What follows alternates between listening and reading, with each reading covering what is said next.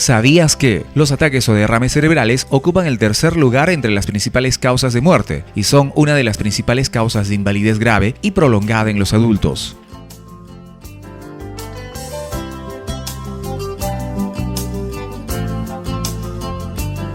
Muy bien, amigos televidentes, continuamos aquí en su programa Familia y Salud. Hemos dedicado estos segmentos a hablar de una enfermedad neurológica muy habitual, hablar de accidente cerebrovascular o enfermedad cerebrovascular o, como a veces lo conocemos también en el medio, derrame cerebral o embolia, ¿no? Le ha dado una embolia. En todo caso, estas palabras que tienden a un sinónimo general tienen algunas diferencias, doctor. Hay distintos tipos de accidente cerebrovascular. Hablamos profundamente de un isquémico, mayoritario y también hemorrágico. ¿Qué pasa, doctor, con estas grandes tuberías que son las arterias que llevan sangre a millones de neuronas y de pronto dejan de hacerlo? Así es. El sistema vascular, como tú bien lo has dicho, son pues tuberías que llevan pues sangre a determinadas partes o a todo el sistema encefálico. Claro. Principalmente las causas de aterotrombosis, que son las mayoritarias. ¿Qué significa aterotrombosis?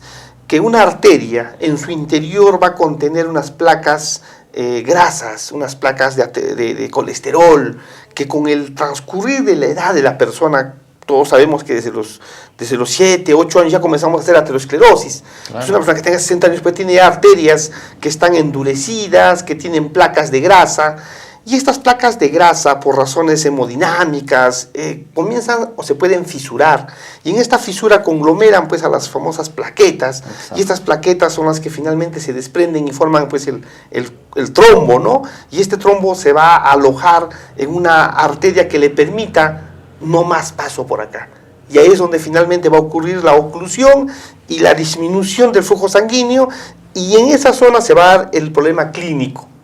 Mientras que el otro grupo son los problemas cardioembólicos, problemas que sufren de arritmia cardíaca, que si no están bien controlados en su parte de su ritmo cardíaco, es decir, si no toman sus medicamentos que el cardiólogo les ha dicho, o su anticoagulación, que debe ser estricta, entonces podemos tener un fenómeno similar al anterior, pero este también no se forma en las arterias, sino en la cavidad cardíaca. Entonces viaja un trombo desde la cavidad cardíaca hasta una arteria del cerebro, donde tampoco deja pasar más sangre en su trayecto y ocluye un vaso. Y finalmente tenemos un 15% de pacientes que pueden presentar un problema de sangrado, es llamado los famosos derrames cerebrales. Porque a los otros le conocen las embolias, le dicen las embolias, muy bien llamados, y los le dicen derrame porque ha habido sangrado.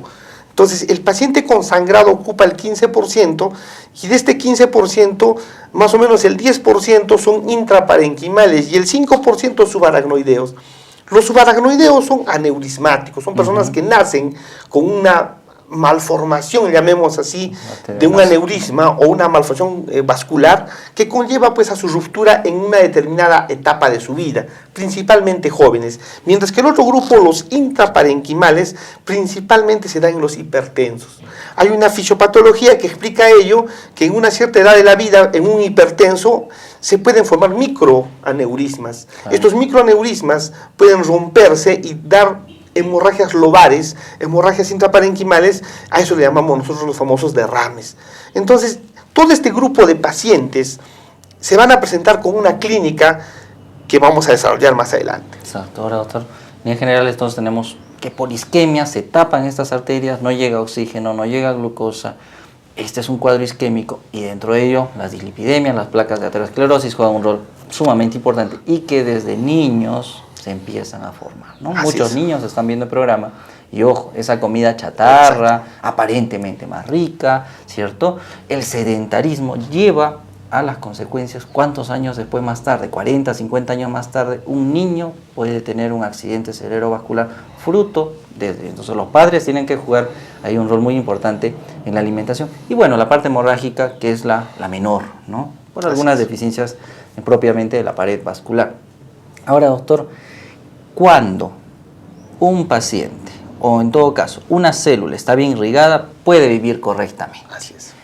Pero cuando empieza a disminuir esta irrigación, hay algunas que van muriendo, y si pasan un tiempo, ya mueren. Se dice, doctor, que las primeras 3 horas son de suma importancia. Así es. Bien, en la parte esta, pues, tiempo de cerebro, le decimos nosotros, Claro. pero no es casi válido para nuestra sociedad en Arequipa, porque no tenemos, pues, los medios Para poder trasladar de manera oportuna un paciente. exactamente, entonces, pero no debemos dejar de intentar hacer las cosas bien, ¿no?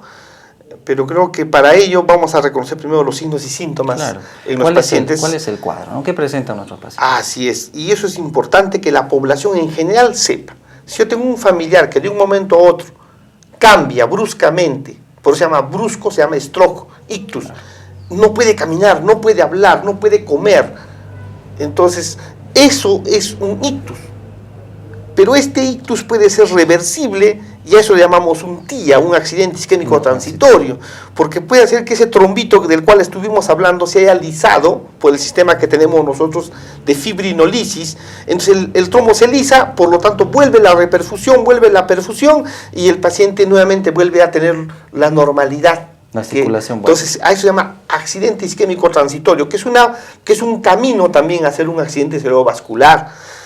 Y en el otro caso, pues, que no llegó el sistema a funcionar, entonces ya causó una necrosis de este grupo de neuronas, que son muchos miles, y ocasiona, pues, la clínica del déficit motor. Entonces, la población, ¿qué debe reconocer? Lo que acabo de decir, esa deficiencia. Inmediatamente debe de acudir, inmediatamente debe de llevarlo a su familiar a un establecimiento de salud más cercano. ¿Cuál es la razón?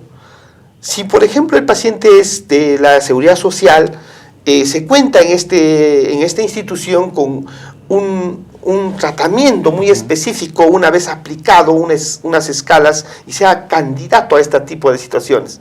Y en el otro rubro tenemos a pacientes que van al Ministerio de Salud, en las cuales la atención pronta, como por ejemplo la corrección de su presión arterial, de su glucosa, de su temperatura o de su arritmia cardíaca, puede corregir la evolución de este proceso llamado enfermedad cerebrovascular.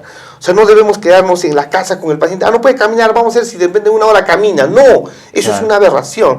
Tenemos que actuar inmediatamente con nuestro familiar y llevarlo a un establecimiento de salud. Y en ella ya se harán las correcciones respectivas. Doctor, alteración de movimiento. Así es. Desviación o asimetría en la carita. Asimetría en la carita. La visión. Pérdida de la visión, puede ser de uno o de los dos lados. Ahora, doctor, ¿cuánto tiempo tiene una zona del cerebro para recuperarse? ¿Tan solo las 3 horas? Las 3 horas nada más. Pasado ello, ya lamentablemente hay muerte neuronal. Hay muerte neuronal, es una progresión. Quedan secuelas. Exactamente. Ahora, hay una plasticidad neuronal, doctor, que se dice es. que algunos pacientes luego de este evento podrían, digamos, empezar de nuevo a retomar alguna de sus funciones. Claro, eso es cierto. O sea, nuestro cerebro es una cosa maravillosa que todavía está en investigación, no hemos llegado a la parte final, no, ni hablar. Estamos en proceso también nosotros. Claro, porque hay muchos pacientes, doctor, que han tenido una hemiplegia, ¿cierto? Y han logrado recuperarse, ¿no? Hay pacientes que al transcurso de los años y con este manejo multidisciplinario, ¿no? Con fisioterapia, etcétera, han logrado recuperar algunas funciones. Es que lo que hacemos los humanos es estimular las neuronas que están sanas, las que han quedado medianamente lesionadas, o hacerlas funcionar aquellas que nunca estuvieron trabajando a través de la estimulación exterior mediante la medicina física o fisioterapia, y además de ello, mediante el ejercicio, la caminata, el lenguaje, la comunicación, etc., vamos a llegar a un fenómeno llamado de plasticidad y reorganización. O sea, el tejido va a reorganizar sus funciones y va a comenzar a hacer actividades que van a de alguna forma compensar lo que el paciente ha perdido. Van a compensar, y eso lo llamamos nosotros plasticidad. Doctor, el tiempo nos va ganando. Antes de finalizar el programa, cuando un paciente queremos nosotros determinar qué área del cerebro ha sido tomada, ¿qué exámenes se le realiza? Bien, lo más importante en un área de emergencia se le pide pues inmediatamente una tomografía. Obviamente el médico de emergencia está capacitado para determinar qué área puede ser, pero tiene que confirmar. Es obligatorio realizar una tomografía en un paciente que tiene esta clínica. Es obligatorio porque de ella va a salir si tiene una hemorragia o si tiene una isquemia. Podemos cometer el error de no sacar tomografía y tratarlo como isquemia, siendo una hemorragia, y podríamos aumentar la lesión y terminar con el paciente, cosa que nunca se ha dado. Por eso que el médico capacitado sabe que lo primero es sacar una tomografía en el paciente para determinar qué tipo de lesión presentó el paciente, y de esa manera dar el tratamiento también adecuado. Entonces nosotros invitamos a la población en general a que si tienen un familiar o cercano o no, una persona que tengan viendo con esta situación, llevarlo a un establecimiento de salud, porque de esto va a depender mucho su recuperación.